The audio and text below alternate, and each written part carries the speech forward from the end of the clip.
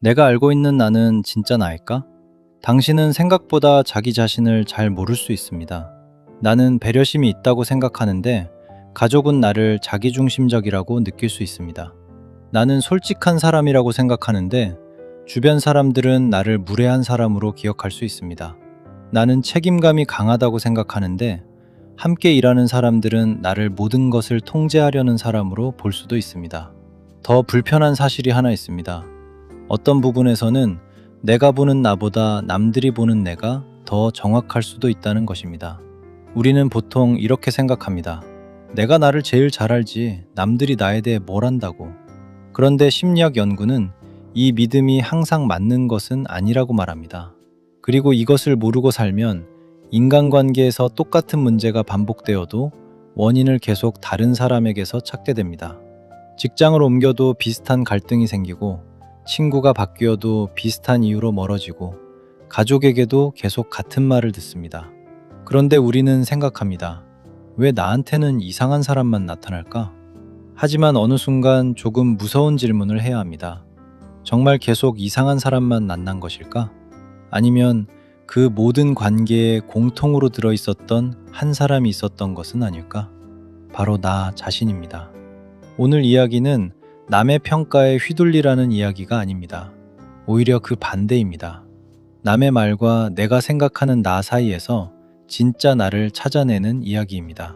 그리고 자신을 제대로 알기 시작하면 인간관계뿐 아니라 직업, 돈, 사랑, 삶의 선택까지 달라질 수 있습니다.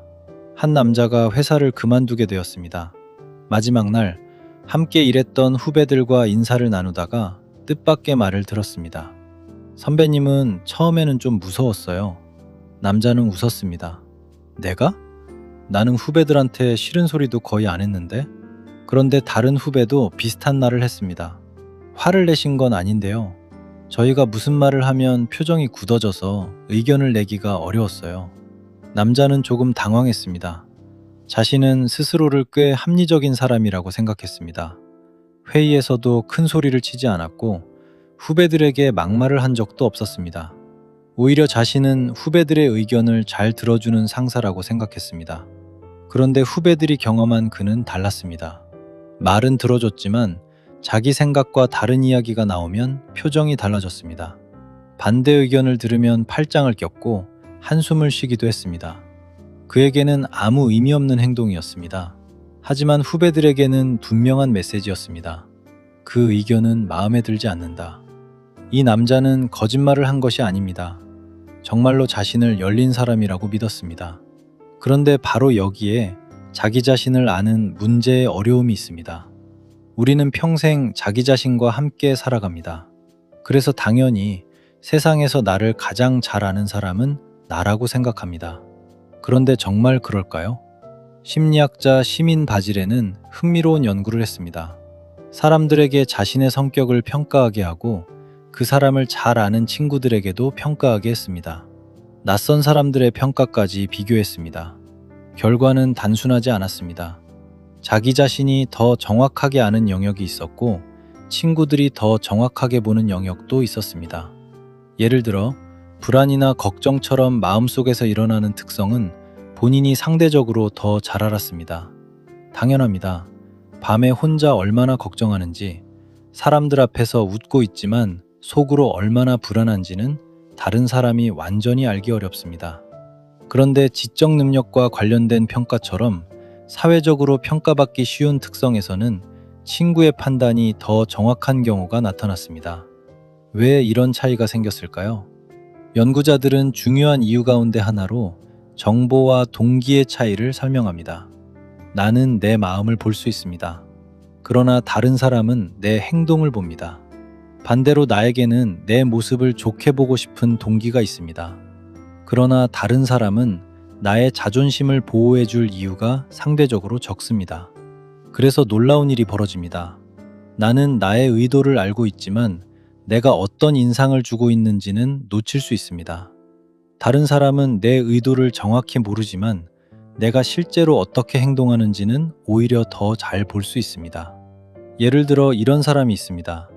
나는 솔직한 사람이야. 그 사람의 머릿속에서 솔직함은 장점입니다. 뒤에서 흉보지 않고 할 말은 앞에서 하고 가식적으로 행동하지 않는다고 생각합니다. 하지만 주변 사람들은 그를 이렇게 기억할 수도 있습니다. 말을 너무 함부로 해. 같은 행동을 놓고 자신은 솔직함이라고 부르고 타인은 무례함이라고 부르는 것입니다. 또 어떤 사람은 말합니다. 나는 책임감이 강해. 그래서 모든 일을 확인하고 다른 사람이 한 일을 다시 점검하고 작은 것까지 직접 결정합니다. 하지만 같이 일하는 사람은 생각합니다. 저 사람은 아무도 믿지 않아. 책임감이라고 생각했던 것이 누군가에게는 통제로 경험될 수 있습니다. 부모와 자식 사이에서도 비슷한 일이 벌어집니다. 부모는 말합니다. 나는 평생 자식밖에 모르고 살았다. 그 말은 거짓이 아닐 것입니다. 정말 자식을 위해 많은 것을 희생했을 수 있습니다. 그런데 자녀는 전혀 다르게 기억할 수도 있습니다. 나는 부모님 앞에서 한 번도 내 마음대로 선택할 수 없었다. 부모에게는 사랑이었고 자녀에게는 간섭이었습니다. 누가 거짓말을 하고 있는 걸까요? 어쩌면 아무도 거짓말을 하고 있지 않을 수 있습니다. 한 사람은 자신의 의도를 기억하고 다른 사람은 자신이 경험한 결과를 기억하기 때문입니다. 여기서 아주 중요한 차이가 생깁니다. 우리는 자신을 평가할 때 행동만 보지 않습니다. 그 행동 뒤에 있었던 사정까지 함께 봅니다. 내가 화를 냈을 때는 요즘 너무 힘들어서 그랬어. 약속에 늦었을 때는 갑자기 일이 생겼어. 연락을 하지 않았을 때는 정신이 없었어. 상대에게 날카롭게 말했을 때는 그 사람을 위해서 한 말이었어. 우리에게는 언제나 설명이 있습니다. 왜냐하면 우리는 자신의 머릿속을 볼 수 있기 때문입니다. 하지만 다른 사람은 그 설명을 전부 볼 수 없습니다. 그 사람이 경험한 것은 화를 낸 나, 약속에 늦은 나, 연락하지 않은 나, 상처 주는 말을 한 나입니다. 이 차이를 이해하지 못하면 평생 이런 날을 반복하게 됩니다. 나는 그런 뜻이 아니었는데. 맞습니다. 그런 뜻이 아니었을 수 있습니다. 하지만 여기서 우리가 놓치는 것이 있습니다. 좋은 의도가 항상 좋은 결과를 만드는 것은 아니라는 사실입니다. 조금 더 불편한 질문을 해보겠습니다. 나는 정말 말을 잘 들어주는 사람일까요? 아니면 상대가 말하는 동안 내가 무슨 말을 할지만 생각하는 사람일까요? 나는 정말 가족을 잘 챙기는 사람일까요? 아니면 가족이 원하는 것보다 내가 해주고 싶은 것을 해주는 사람일까요? 나는 정말 인간관계에 미련이 없는 사람일까요? 아니면 상처받을까봐 먼저 관계를 끊어버리는 사람일까요? 나는 정말 겸손한 사람일까요? 아니면 실패했을 때 상처받을까봐 애초에 도전하지 않는 사람일까요? 우리는 자신의 행동을 설명하는데 매우 능숙합니다. 그래서 자기 자신을 모르는 사람이라고 해서 반드시 생각이 없는 사람이 아닙니다. 오히려 자신에 관한 설명이 너무 완벽한 사람이 자신을 보지 못하는 경우도 있습니다. 모든 행동에 이유가 있기 때문입니다. 그리고 그 이유들이 조금씩 자신을 보호해 줍니다. 심리학에서 자기 자신을 정확하게 평가하기 어려운 현상을 보여주는 유명한 연구가 있습니다. 사람들에게 논리, 문법, 유머 등의 과제를 풀게 한 뒤 자신이 어느 정도 잘했는지를 예상하게 했습니다. 실제 수행이 낮았던 참가자들은 자신의 수행을 실제보다 높게 평가하는 경향을 보였습니다. 흔히 더닝크루거 효과라고 알려진 연구입니다. 하지만 여기서 중요한 것은 능력이 부족한 사람은 자신감이 넘친다는 식의 단순한 이야기가 아닙니다. 더 중요한 부분은 이것입니다. 어떤 영역에서 자신의 부족함을 알아차리려면 그 부족함을 판별할 능력도 어느 정도 필요하다는 것입니다. 모르는 것보다 더 위험한 것은 내가 무엇을 모르는지 모르는 상태일 수 있습니다. 이것은 성격에서도 비슷한 질문을 던지게 합니다. 내가 고집이 세다면 나는 그것을 어떻게 알아차릴까요? 나는 이렇게 생각할 수 있습니다. 나는 원칙이 있는 사람이야. 내가 다른 사람의 말을 잘 듣지 않는다면 나는 판단이 빠른 편이야. 내가 쉽게 화를 낸다면 나는 뒤끝이 없는 사람이야. 내가 남에게 지나치게 간섭한다면 나는 사람을 잘 챙기는 편이야. 우리는 자신의 약점을 자신이 받아들일 수 있는 이름으로 바꾸는데 능숙합니다. 그래서 인생에서 가장 발견하기 어려운 단점은 내가 단점이라고 알고 있는 것이 아닐지도 모릅니다. 나는 성격이 급해. 나는 숫자에 약해. 나는 낯을 가려. 이런 것은 이미 알고 있습니다. 정말 위험한 것은 내가 장점이라고 믿고 있는 단점입니다. 그리고 바로 여기에서 두 번째 이야기가 시작됩니다. 만약 내가 나를 정확히 볼 수 없다면 도대체 무엇을 보고 진짜 나를 알아야 할까요? 사람은 말보다 반복되는 반응 속에서 드러난다. 자신을 알고 싶다면 자신의 반복되는 행동을 봐야 합니다. 사람은 자신을 말로 설명할 때 이상적인 자신을 섞기 쉽습니다. 나는 가족을 중요하게 생각한다. 나는 돈보다 사람이 중요하다. 나는 다른 사람의 의견을 존중한다. 나는 뒤끝이 없다. 하지만 정말 그런 사람인지는 말이 아니라 반복되는 순간에 나타납니다. 가족이 중요한 사람이라면서 매일 가장 피곤하고 날카로운 모습을 가족에게 보여준다면 어떨까요? 돈보다 사람이 중요하다면서 작은 돈 문제만 생기면 인간관계가 무너진다면 어떨까요? 다른 사람의 의견을 존중한다면서 반대 의견을 들을 때마다 기분이 나빠진다면 어떨까요? 뒤끝이 없다면서 몇 년 전 이야기를 계속 꺼낸다면 어떨까요? 자기 자신을 알고 싶다면 나는 어떤 사람인가 보다 나는 어떤 행동을 반복하는가를 보는 편이 더 정확할 수 있습니다. 연구자들은 사람들의 실제 일상 행동을 관찰하기 위해 흥미로운 방법도 사용했습니다. 참가자들이 생활하는 동안 작은 녹음 장치가 일정한 간격으로 주변의 소리를 기록하게 한 것입니다. 연구자는 참가자가 하루 동안 얼마나 이야기하는지, 누구와 시간을 보내는지, 어떤 감정을 표현하는지 같은 자연스러운 행동을 분석했습니다. 이런 방식의 연구가 중요한 이유가 있습니다. 설문지에서는 누구나 자신이 어떤 사람이라고 말할 수 있습니다. 하지만 일상에서 실제로 무엇을 반복하는지는 또 다른 이야기입니다. 자기 평가와 친구의 평가는 각각 실제 행동의 서로 다른 부분을 예측하기도 했습니다. 우리는 마음속의 자신을 알고 있지만 주변 사람은 행동으로 나타나는 우리의 패턴을 보고 있는 것입니다. 여기서 아주 실용적인 방법 하나가 나옵니다. 자신을 알고 싶다면 사람들이 나에게 하는 말을 하나씩 따지기보다 반복되는 반응을 찾아보는 것입니다. 예를 들어 직장에서 이런 말을 들었습니다. 말을 조금만 부드럽게 해주세요. 나는 생각합니다. 요즘 사람들은 너무 예민해. 몇 년 뒤 다른 직장에서도 비슷한 말을 듣습니다. 말씀이 조금 세신 것 같아요. 나는 또 생각합니다. 여기도 나하고 안 맞네. 친구와 싸웠는데 친구가 말합니다.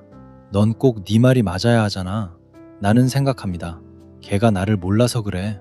배우자도 어느 날 말합니다. 당신하고 이야기하면 결국 내가 틀린 사람이 되는 것 같아. 여기까지 왔다면 한번 질문해 볼 필요가 있습니다. 정말 세상이 계속 나를 오해하고 있는 걸까요? 아니면 서로 알지도 못하는 사람들이 내게서 같은 것을 보고 있는 걸까요? 한 사람의 평가는 틀릴 수 있습니다. 두 사람도 틀릴 수 있습니다. 누군가는 나를 질투할 수도 있고 누군가는 자기 감정을 나에게 투영할 수도 있습니다. 그러므로 남이 하는 말을 모두 받아들여서는 안 됩니다. 하지만 서로 관계없는 여러 사람이 오랜 시간에 걸쳐 비슷한 이야기를 한다면 그것은 꽤 중요한 데이터가 됩니다. 이때 사람의 인생이 갈립니다. 첫 번째 사람은 말합니다. 나를 제대로 아는 사람이 없어. 두 번째 사람은 묻습니다. 왜 다른 사람들이 나에게 비슷한 반응을 보일까? 첫 번째 질문은 자존심을 지켜줍니다. 두 번째 질문은 삶을 바꿀 가능성을 만들어줍니다. 여기서 더 놀라운 부분은 우리가 단점이라고 생각하지 않았던 행동 가운데 상당수는 과거에는 우리를 보호해주던 방식일 수 있다는 것입니다. 예를 들어 누구에게도 부탁하지 않는 사람이 있습니다. 그는 자신을 독립적인 사람이라고 생각합니다. 나는 남한테 아쉬운 소리 하는 게 싫어. 그런데 자세히 들여다보니 어린 시절 누군가에게 부탁했다가 거절당했던 경험이 반복됐을 수도 있습니다. 기대하면 실망합니다. 그러니 기대하지 않는 법을 배운 것입니다. 처음에는 자신을 보호하기 위한 방법이었습니다. 그런데 성인이 된 뒤에도 계속됩니다. 도움을 요청하지 않습니다. 힘들어도 혼자 견딥니다. 사람들은 그를 강한 사람이라고 생각합니다. 그런데 그는 점점 외로워집니다. 그가 독립성이라고 믿었던 것 안에 거절에 대한 두려움이 숨어 있었던 것입니다. 반대로 지나치게 사람을 챙기는 사람이 있습니다. 생일을 기억하고 먼저 연락하고 부탁을 거절하지 못하고 누군가 힘들다고 하면 자기 일처럼 뛰어갑니다. 누가 봐도 좋은 사람 같습니다. 본인도 생각합니다. 나는 정이 많은 사람이야.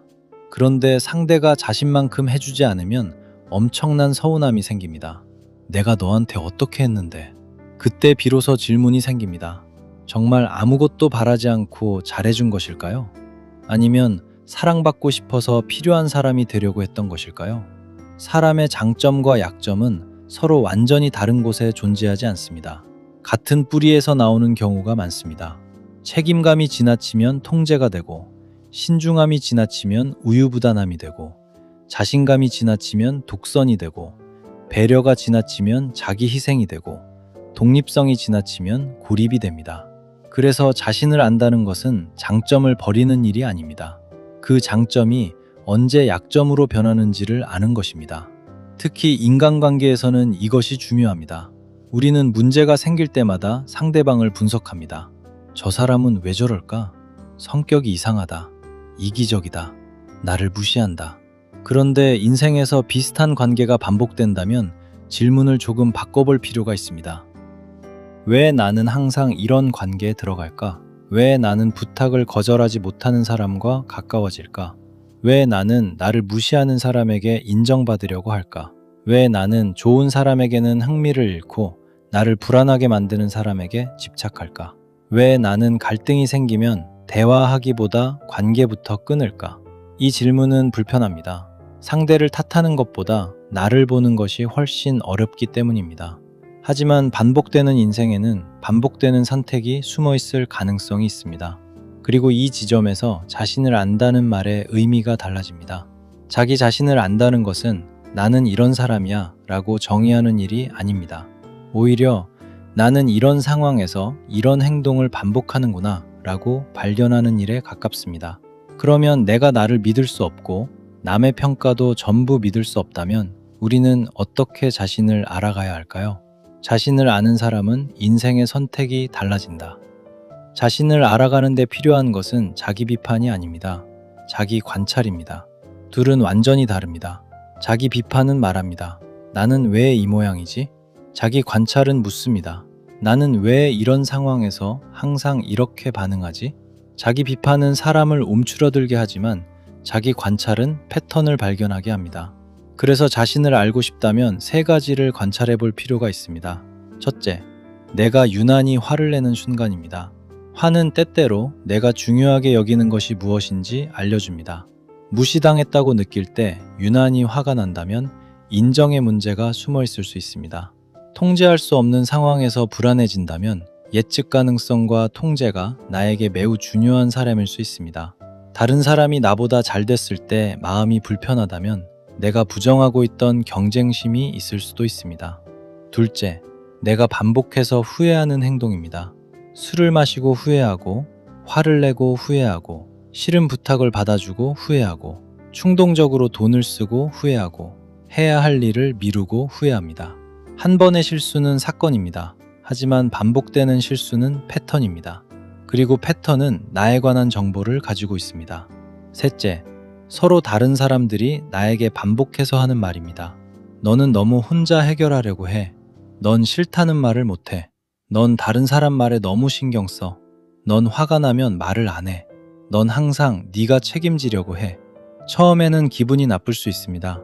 하지만 같은 말이 반복된다면 즉시 반박하기 전에 한번 적어보는 것도 좋습니다. 맞는지 틀리는지는 나중에 판단하면 됩니다. 우선 데이터로 남겨두는 것입니다. 그리고 아주 중요한 원칙이 하나 있습니다. 남의 평가는 판결문이 아니라 거울로 사용해야 합니다.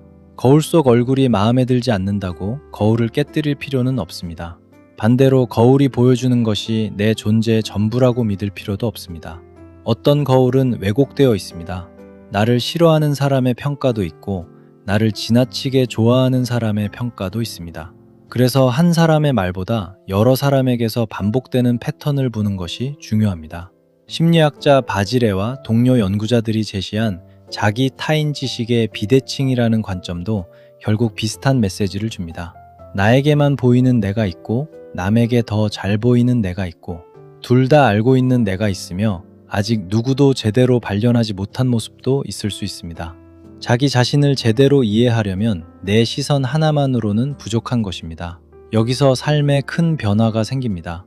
자신을 알기 시작하면 선택의 기준이 달라집니다. 세상에는 좋은 직업이 많습니다. 하지만 나에게 좋은 직업은 따로 있습니다. 세상에는 좋은 사람도 많습니다. 하지만 나와 잘 맞는 사람은 따로 있습니다. 세상에는 성공하는 방법이 수없이 많습니다. 하지만 내 성격으로 오래 지속할 수 있는 방법은 따로 있습니다. 자신을 모르면 세상이 좋다고 하는 것을 선택합니다. 자신을 알면 나에게 맞는 것을 선택합니다. 예를 들어 사람들과 어울리는 것을 좋아한다고 믿었던 사람이 있습니다. 모임도 많고 연락처에 사람도 많습니다. 그런데 이상하게 사람들을 만나고 돌아오면 항상 지칩니다. 처음에는 체력이 약해서 그렇다고 생각합니다. 그런데 관찰해보니 자신은 많은 사람과 오래 어울릴 때보다 한두 사람과 깊게 이야기할 때 훨씬 편안했습니다. 그동안 그는 사람을 좋아하는 자신과 사교적인 자신을 같은 것으로 생각했던 것입니다. 이 둘은 다릅니다. 또 어떤 사람은 안정적인 삶이 가장 중요하다고 생각했습니다. 그래서 안정적인 직장을 선택했습니다. 그런데 몇 년이 지나자 매일 같은 일을 반복하는 것이 견디기 어려워졌습니다. 자신은 안정을 원하는 사람이라고 생각했지만 실제로는 일정 수준의 변화와 자극이 있어야 살아나는 사람이었습니다. 반대도 있습니다. 자신은 도전적인 사람이라고 생각해 계속 새로운 일을 벌이지만 불확실성이 커질 때마다 극심한 스트레스를 받는 사람도 있습니다. 그에게 필요한 것은 더 큰 용기가 아니라 자신의 성향을 정확하게 이해하는 것일 수 있습니다. 그래서 자신을 모르면 자꾸 다른 사람의 인생을 부러워하게 됩니다. 저 사람처럼 사업하면 행복할 것 같고, 저 사람처럼 여행하며 살면 자유로울 것 같고, 저 사람처럼 사람들에게 둘러싸여 살면 외롭지 않을 것 같습니다. 하지만 그 사람에게 좋은 삶이 나에게 좋은 삶이라는 보장은 없습니다. 잘 산다는 것은 가장 좋은 인생을 찾는 일이 아니라 나에게 맞는 인생을 찾는 일인지도 모릅니다. 우리는 자신의 얼굴을 거울 없이 직접 볼 수 없습니다. 눈도 있고 얼굴도 내 것인데 거울이 없으면 내 얼굴 전체를 볼 수 없습니다. 마음도 비슷합니다. 내 마음인데도 혼자서는 볼 수 없는 부분이 있습니다. 때로는 친구가 거울이 됩니다. 배우자가 거울이 됩니다. 자녀가 거울이 됩니다. 직장 동료가 거울이 됩니다. 그리고 아이러니하게도 나를 불편하게 만드는 사람이 가장 선명한 거울이 될 때도 있습니다. 물론 모든 거울이 정확한 것은 아닙니다. 찌그러진 거울도 있습니다.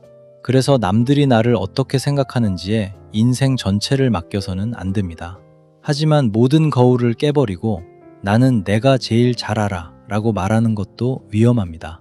성숙한 사람은 남의 평가에 끌려다니지 않습니다. 그러면서도 그 평가 속에 내가 보지 못했던 모습이 있는지 살펴봅니다. 맞다면 받아들이고 틀렸다면 흘려보냅니다. 하지만 확인하기도 전에 모두 거부하지는 않습니다. 그리고 어쩌면 자기 자신을 안다는 것은 최종적인 답을 얻는 일이 아닐지도 모릅니다. 나는 이런 사람이야. 이 문장은 편안합니다. 하지만 동시에 위험합니다. 사람은 변하기 때문입니다. 20대의 나와 40대의 나는 다릅니다. 40대의 나와 60대의 나도 다릅니다. 상처를 겪고 달라지고, 사람을 만나 달라지고, 실패하면서 달라지고, 무엇인가를 내려놓으면서 또 달라집니다. 그래서 평생 자신에게 물어야 할 질문은 나는 어떤 사람인가? 하나만이 아닐지도 모릅니다. 더 중요한 질문은 이것입니다. 나는 지금 어떤 사람이 되어가고 있는가? 오늘 내가 반복하는 말, 오늘 내가 사람을 대하는 태도, 화가 났을 때 행동하는 방식, 잘못했을 때 사과하는 방식, 나보다 약한 사람을 대하는 태도, 다른 사람이 잘 됐을 때 느끼는 감정, 그 작은 것들이 모여 내가 어떤 사람이 되어가는지를 보여줍니다. 우리는 좋은 사람이 되고 싶어 합니다. 하지만 나는 좋은 사람이야 라고 믿는 것과 실제로 다른 사람에게 좋은 사람으로 경험되는 것은 전혀 다른 문제입니다. 우리는 가족을 사랑한다고 말합니다. 그러나 가족이 기억하는 나는 어떤 사람일까요? 우리는 다른 사람을 존중한다고 말합니다. 그러나 나와 생각이 다른 사람이 나타났을 때 나는 어떻게 행동할까요? 우리는 겸손하다고 생각합니다. 그러나 누군가 내 잘못을 지적했을 때 가장 먼저 하는 행동은 무엇일까요? 어쩌면 진짜 나는 내가 자신을 설명할 때 사용하는 말 속에 있는 것이 아니라 아무도 보지 않을 때 하는 행동과 뜻대로 되지 않을 때 보이는 반응과 나보다 약한 사람을 대하는 태도와 반복되는 선택 속에 더 많이 들어있는지도 모릅니다. 잘 살고 싶다면 세상을 많이 알아야 합니다. 사람을 보는 눈도 필요하고 돈을 다루는 지혜도 필요하고 좋은 기회를 알아보는 판단력도 필요합니다. 하지만 그보다 먼저 알아야 할 사람이 한 명 있습니다. 평생 데리고 살아야 하고 모든 선택의 순간에 등장하며 성공했을 때도 함께 있고 실패했을 때도 떠나지 않는 사람. 바로 자기 자신입니다. 그래서 인생에서 가장 위험한 착각은 다른 사람을 잘못 아는 것이 아니라 자기 자신을 이미 잘 알고 있다고 믿는 것인지도 모릅니다. 오늘 누군가에게 당신은 어떤 사람입니까? 라는 질문을 받는다면 너무 빨리 대답하지 않아도 됩니다. 대신 한번 생각해 보십시오. 내가 생각하는 나와 함께 살아온 사람들이 경험한 나는 얼마나 비슷할까? 그리고 만약 그 둘 사이에 거리가 있다면 그 거리를 바라보는 순간부터 비로소 진짜 자기 이해가 시작되는지도 모릅니다. 감사합니다.